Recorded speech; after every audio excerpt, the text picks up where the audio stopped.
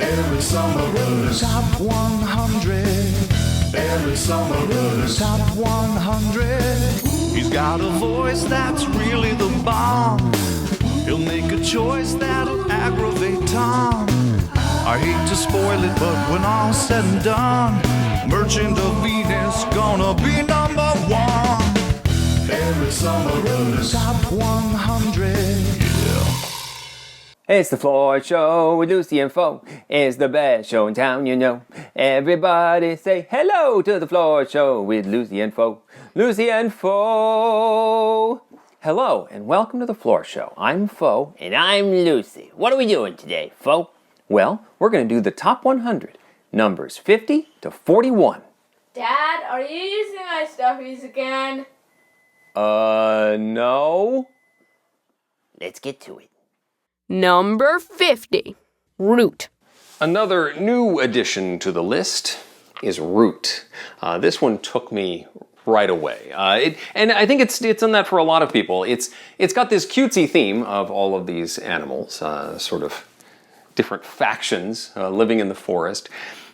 But it, at its heart, is a conflict game, a war game, an asymmetrical war game. You've got the Eerie, the birds that have a programming aspect. You've got the vagabond who works alone. You've got the Marquets who are sort of the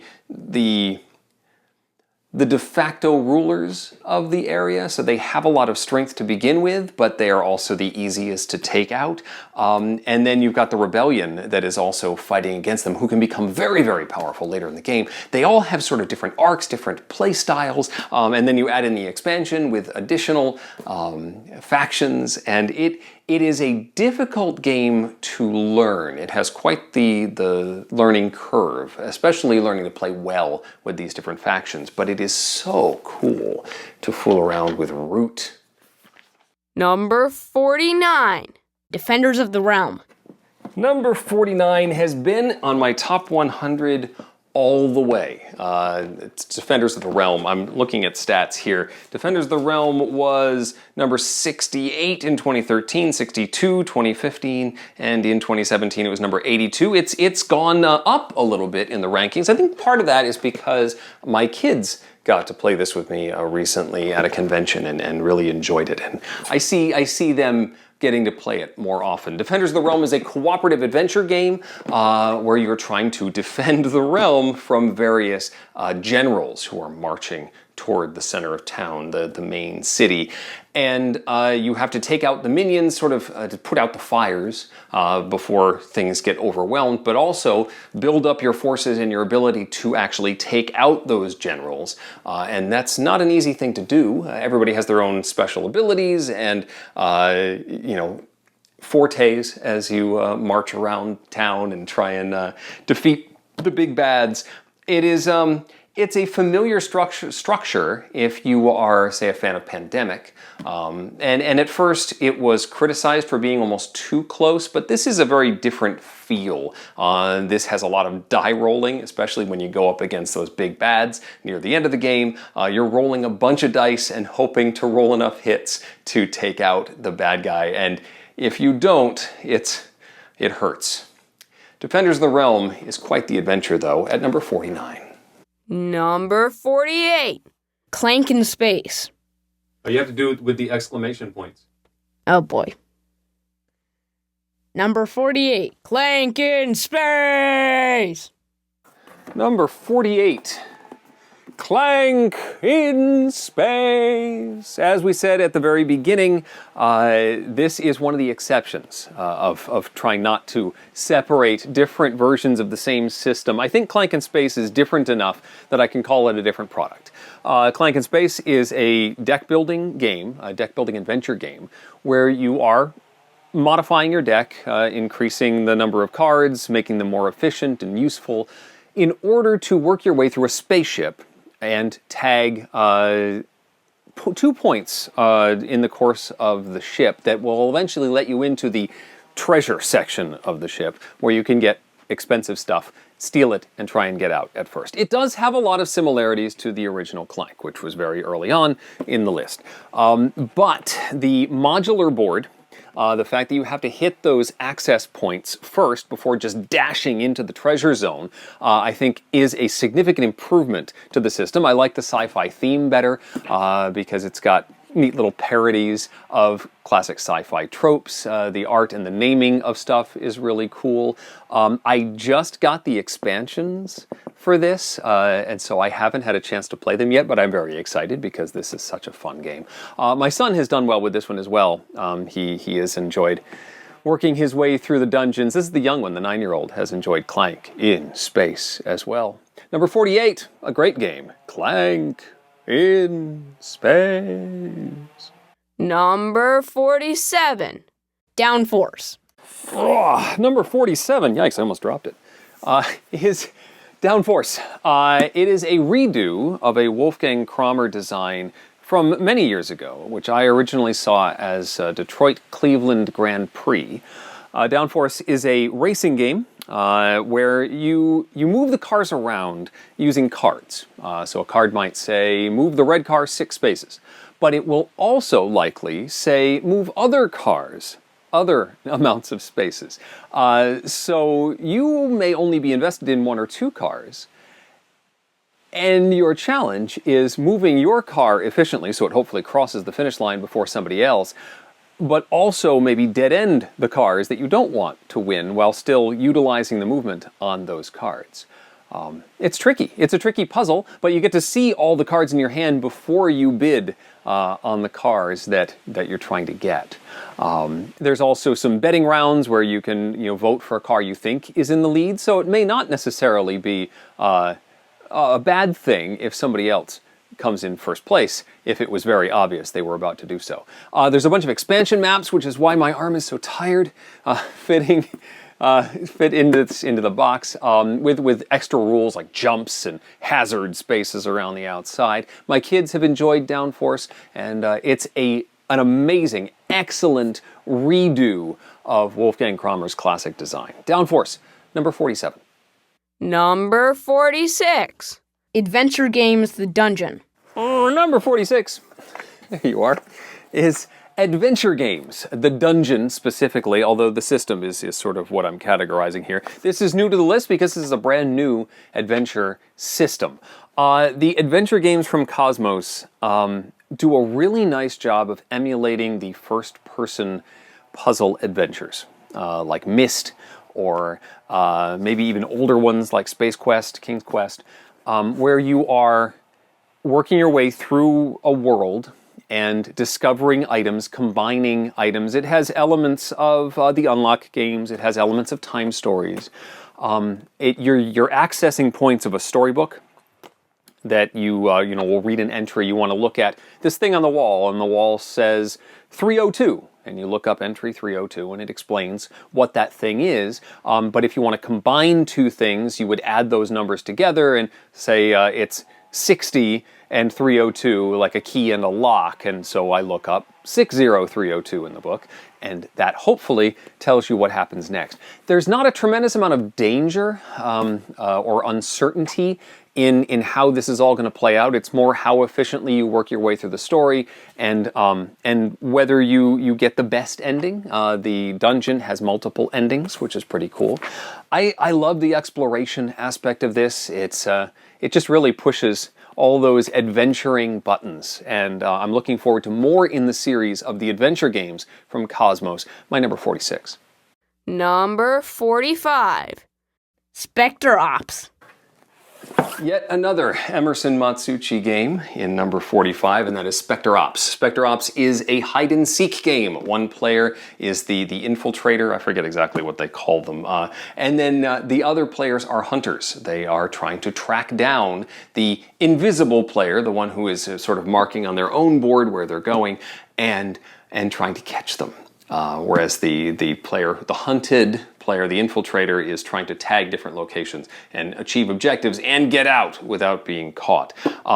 There are special abilities for all of the different hunters. There's special cards for the hiding player as they try and maneuver around and keep everybody guessing.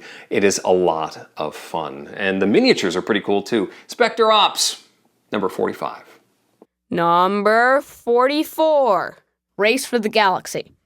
I was looking at the stats for Race for the Galaxy. It has been all over the place over the years, but always in the top 50 of my games. It's been as high or as low as 50 and as high as 31. It's 44 this time. Race for the Galaxy is a tableau building game set in space where you are colonizing planets either militarily or by paying for them with the cards in your hand. Your cards have multiple uses. They are your currency when they're just in your hand, but they also are developments and planets that you are trying to add to your tableau. So what do you get rid of in order to pay for something else? Tricky decisions to make. There's a number of symbols. The symbology on this it's dense, let's say that. I never really had a tremendous problem with it, but it is a lot when I've seen new players sort of gloss over when faced with Race for the Galaxy. But it is still a supremely deep game experience. And there have been various spin-offs, others that are on my top 100, but this one was the first, and I think it still has a lot to give. I don't think it shows its age tremendously. It still works. It's still a deep experience. It's still a quick experience. I think as long as you don't do that alien exploration expansion, don't do that. But if you're playing the standard game, this can move at a good clip and still offer a significant experience. Race for the Galaxy. Number 43. Agricola. 43, Agricola. Sort of the granddaddy of the farming worker placement game. I love playing with the upgraded meeples. I do actually have I think, animals in here somewhere. Yeah, there you are. The sheep and the cows and there you are. Originally, Z-Man didn't provide these. It was some sort of like Kickstarter thing where they announced they wouldn't provide them if you didn't back them originally or didn't pre-order, and then you had to buy them from a third party. I don't even remember anymore. Anyway, Agricola is a worker placement game where the action selection spaces gradually increase as the game goes on. So at the beginning, you have a very limited amount of actions available to you, but each round, a new action gets turned up. And the tension of what is going to be available to you in the next round is very cool. And the jockeying for position as to who gets to make that selection first is very important in Agricola. You're also raising crops, creating pens for your animals and tilling the fields so you can build or grow wheat and vegetables to feed your family. You can bake bread. You can get a job. All sorts of cool stuff in Agricola. Number 43. Number 42. Antica. Number 42. Hello, Antica, good old friend. Another Rondell game from Matt Gertz. This is more of a battle game, although there's also a technology tree. There's different goals to be achieved in this game, and so you might need a certain amount of territory, you might need to take out a certain number of temples of opposing players, or achieve enough goals on the tech tree to achieve one of these cards. And it's a race to see how many, or whoever gets to a certain number of these victory cards first. So you can push really hard in the tech tree, or you could push really hard in the combat, or the, taking over lots of territory. And once that goal is achieved, you can pull back and start focusing on something else. It uses the rondelle just like many of Matt Gertz's other games. I think this is my favorite of the rondelle games. It's got an economy to it, and I appreciate that. I think it just works really well. Antica, number 42. Number 41. Harry Potter Hogwarts Battle. All right, number 41, buried in that box, Harry Potter Hogwarts Battle. It's a cooperative deck-building game where you work your way through the adventures of Harry Potter in 7 different chapters, and then there's expansions to work your way through more boxed adventures. And the adventures get more and more complex as you work your way through. So the first box is very simple. It is almost too simple if you have any experience in deck building games, but uses two very simple currencies. There's attack value and there's coins to buy more cards. You use the coins to buy more cards, you use the attack value to knock out villains. There are villains that are menacing you. And again, it starts out very simple with only a single villain menacing you, but then as you go, you start adding dice to the system. You start adding more villains at once into the system. You start adding more powerful cards and player abilities and all sorts of stuff. This becomes a relatively complex game by the time you reach Adventure 6 and 7. And I really like the progression as you work your way through it. I did the whole thing with my kids, and then they did the whole thing with just the two of them, and it works very well. This same system has been utilized in the Toy Story universe as well. Also a lovely game, but I think we like this theme better. And it's a solid game, and one that I look forward to continuing to explore with the new expansions. Harry Potter Hogwarts Battle number 41. Well, that'll do it. Yes, join us next time for another installment of the Top 100. Dad, how many times do I have to tell you? Goodbye.